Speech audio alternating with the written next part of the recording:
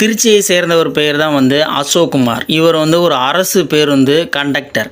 அதே ஊரை சேர்ந்த ஒரு பேர் தான் கணேஷ். இவர் ஒரு தனியார் நிறுவனத்தில் வேலை செஞ்சுக்கிட்டு இருக்காரு. கணேஷ் வீட்டு வழியாக தான் அசோக்குமார் போகிற பஸ்ஸும் டெய்லியும் போகும். அதனால் அதே பஸ்ஸில் கணேஷ் போகிறதுனால அசோக்குக்கும் நம்ம கணேஷுக்கும் நல்ல ஒரு நட்பு பழக்கம் ஆயிடுது. அப்படி இருக்கும்போது நம்ம கணேஷ் ஒரு நாள் ஒரு வேலை விஷயமா காலையிலே ஊருக்கு பக்கத்து ஊருக்கு போயிருக்காரு. அங்கே போயிட்டு மறுபடியும் அவர் காலையில் பஸ்ஸில் ஏறி வரணும். அவர் நண்பருடைய பஸ்ஸில் காலையில் ஏறி அவர் சீட்டில் உட்காந்துக்கிறாரு. கொஞ்சம் குட்டி தூக்கம் மாதிரி போடுறாரு. அடுத்த ஸ்டாப்பில் 2 12வது படிக்கிற ஸ்கூல் பிள்ளைங்க நிறைய பேர் ஏறுறாங்க. 2 பேர் நம்ம கணேஷ் பக்கத்தில் நிற்கிறாங்க. நின்னதும் அந்த பிள்ளைங்க அந்த 2 பிள்ளைங்கள ஒரு பிள்ளை மட்டும் ரொம்பவும் சங்கோச்சப்பட்டுக்கிட்டு ரொம்ப கஷ்டப்பட்டுக்கிட்டு முகம் சுழிச்சிக்கிட்டு ரொம்பவும் அழுகையில் நின்றுக்கிட்டே இருந்திருக்கு. அந்த பொண்ணுக்கு பக்கத்தில் இருக்கிற ஒரு பொண்ணு அந்த பொண்ணு கையை பிடிச்சி கொஞ்சம் பொறுத்துக்கடி அப்படின்னு சொல்லிட்டு ஆறுதல் வார்த்தை சொல்லிக்கிட்டே வருது.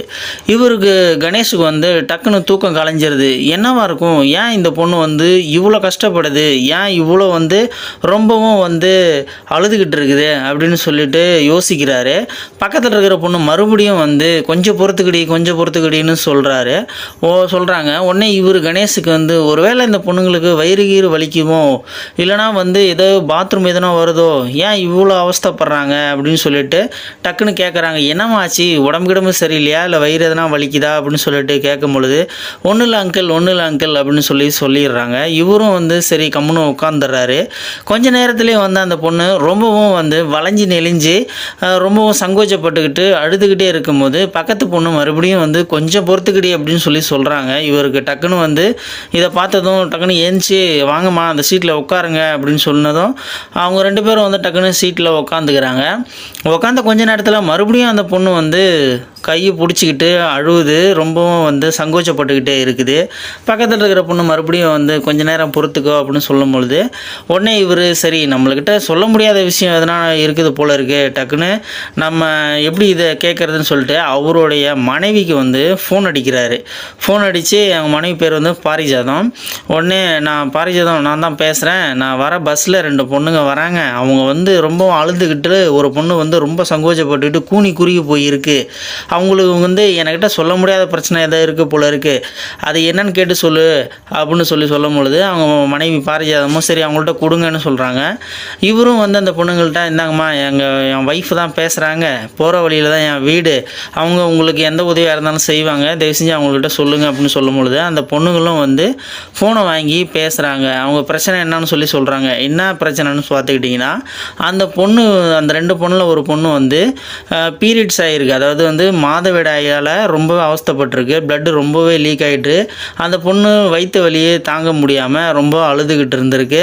2வது பிளட்டு ரொம்ப லீக் ஆகிறதுனால ரொம்ப கூச்சப்பட்டுக்கிட்டு ரொம்ப பயந்து போய் இருக்குது. இந்த விஷயத்த அவங்க மனைவி பாரிஜாதர்கிட்ட சொன்னதும் அவங்க சரி என் ஹஸ்பண்ட்கிட்ட ஃபோனை கொடுங்கன்னு சொன்னும்போது அந்த பொண்ணுங்க இவர்கிட்ட ஃபோனை கொடுக்குறாங்க. அவங்களும் சொல்கிறாங்க இந்த மாதிரி இந்த பொண்ணுங்க பீரியட்ஸில் இருக்குது, நம்ம வீட்டுக்கிட்ட பஸ் வரும்போது ஒரு 10 நிமிஷம் நிப்பாட்டுங்க, அந்த பொண்ணுங்களை நம்ம ஃப்ரெஷ் பண்ணி அனுப்பிடலாம் அப்படின்னு சொல்லிட்டு சொல்கிறாங்க. உடனே நம்ம கணேஷும் கண்டக்டர் அசோக்குமார்கிட்ட என் வீட்டுக்கிட்ட ஒரு 10 நிமிஷம் பஸ்ஸை நிப்பாட்டணும்னு சொன்னதும் அவரும் சரி ஓகேன்றாரு.